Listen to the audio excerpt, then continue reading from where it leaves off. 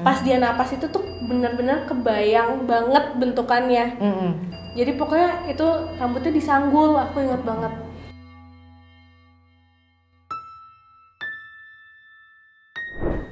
Halo teman-temannya Furi, ketemu lagi di tayangan cerita horor atau cerita mistis di YouTube channel Mami Furi Harun yang terbaru ya. Nah, buat kalian yang belum subscribe, jangan lupa like, subscribe, share, dan juga komen ya.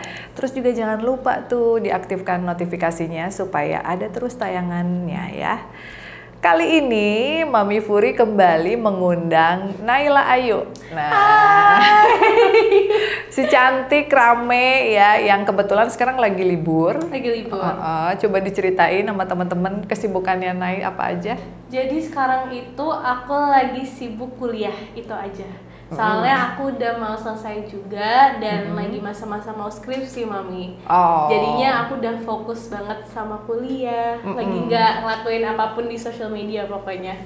Oke. Jadi nyanyi, YouTube lagi off dulu? Lagi off dulu untuk sementara, soalnya lagi fokus skripsi dan skripsiannya juga agak repot soalnya, karena kan aku bidang komunikasi kan, Mami. Jadinya skripsian nanti harus nanya-nanya orang, ya gitu lah, repot deh pokoknya.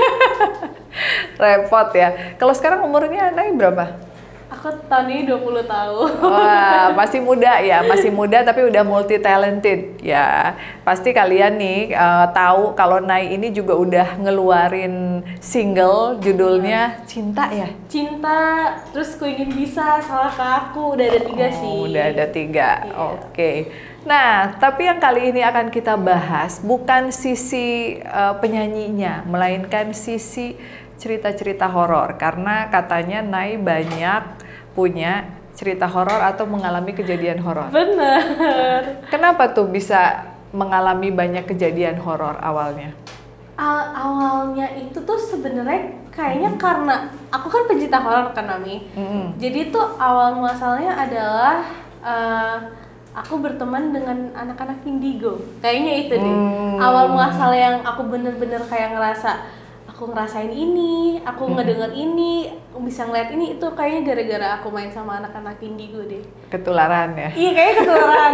Kebetulan kayak ketularan. Soalnya waktu itu ada masanya dimana aku bener-bener setiap hari, kayak hampir setiap hari tuh main sama Kak Frisly.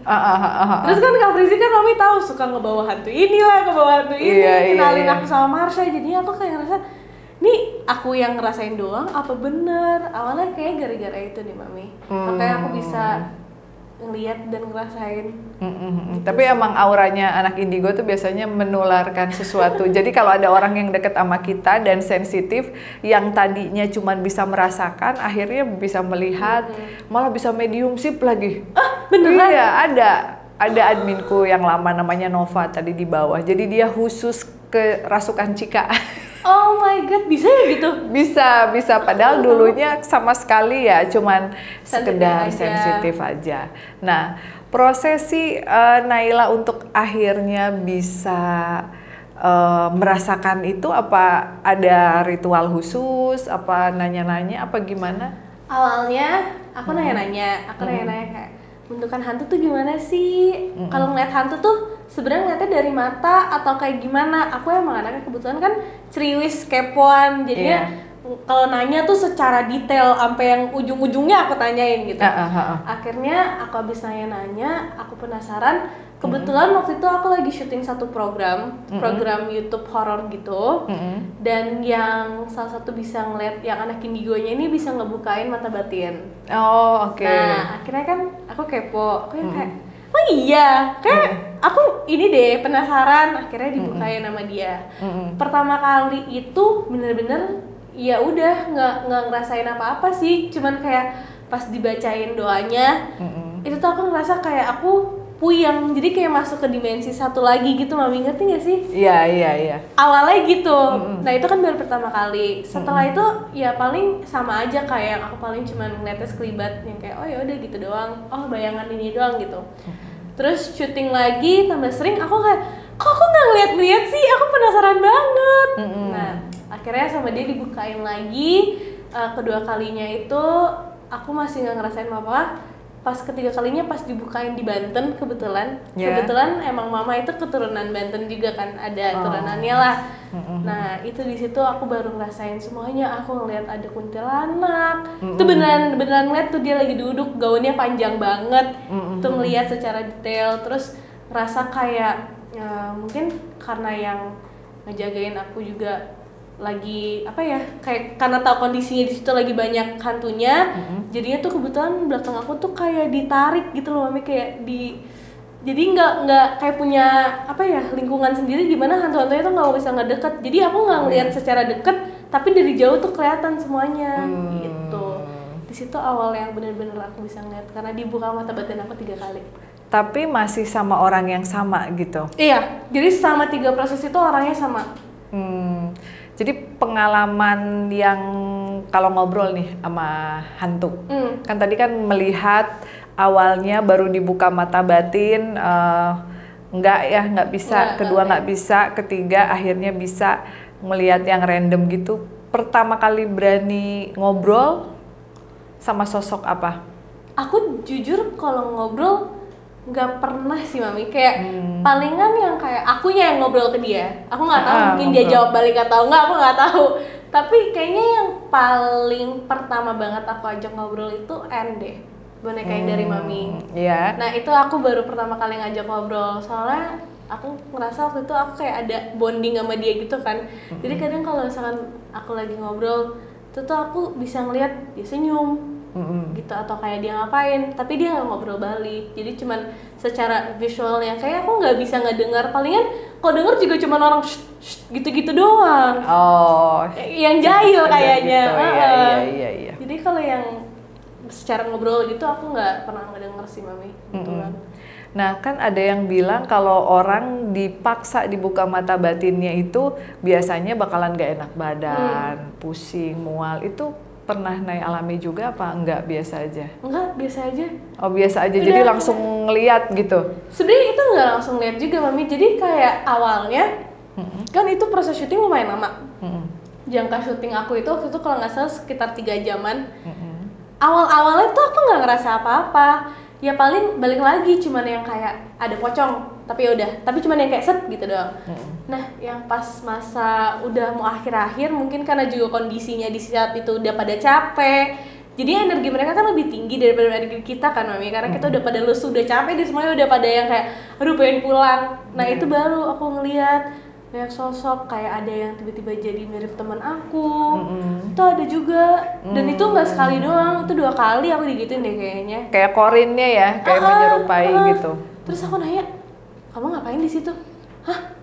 Gue nggak di situ, perasaan gue lagi di bawah gitu. Jadi aku kayak, lah itu apaan gitu. Tapi nggak takut sih juga, enggak sih Mami. Kebetulan karena kan aku yang penasaran kan, jadinya biasa aja. Alhamdulillahnya.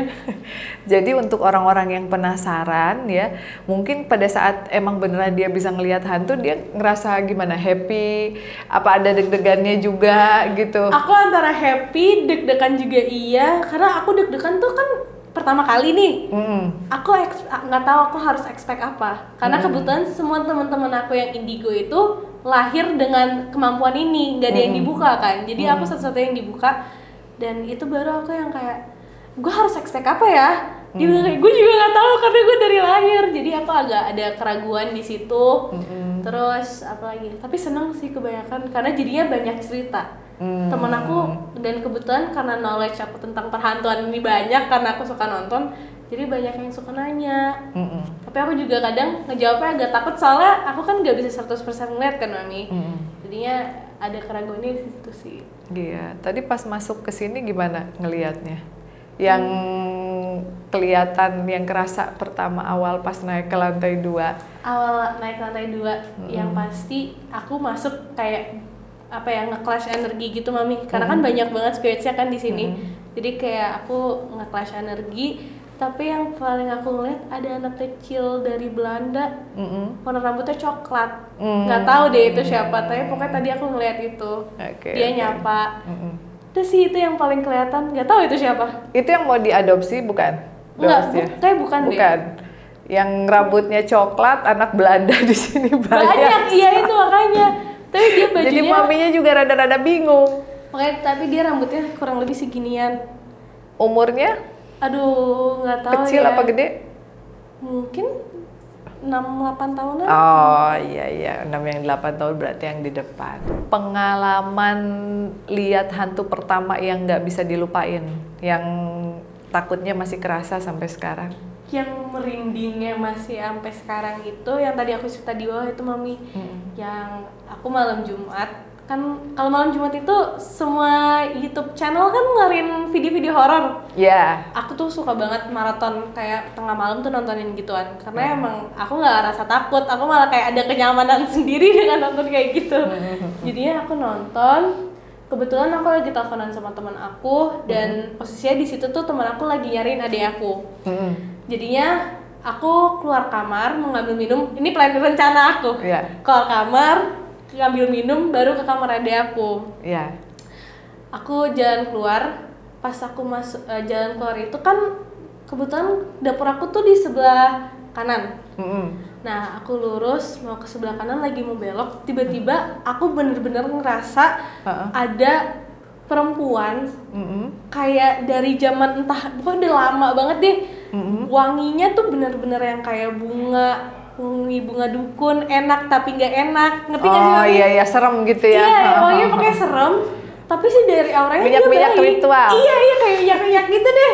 Terus habis itu tapi wangi bunga, pokoknya wangi bunga, aku ingat banget itu. Dan aku benar-benar ngerasa dia napas, aku ngerasa kayak ada yang gitu di depan muka aku persis. Itu habis itu aku dari situ langsung lari, aku udah nggak mikir 2 kali, aku langsung lari ke kamar adik aku.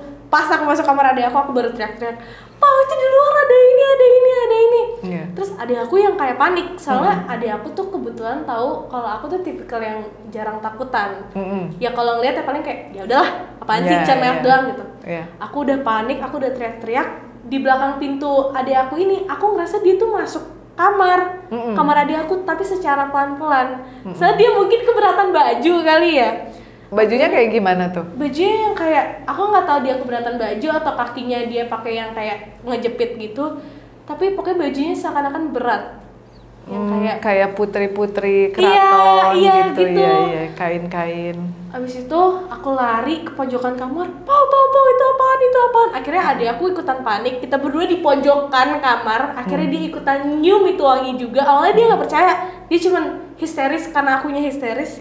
Dia nyium bau itu. Akhirnya kita berdua teriak-teriakan. Itu benar-benar teriak-teriakan. Makanya bukan yang kayak cuman pau, nggak, itu teriak. Itu apa?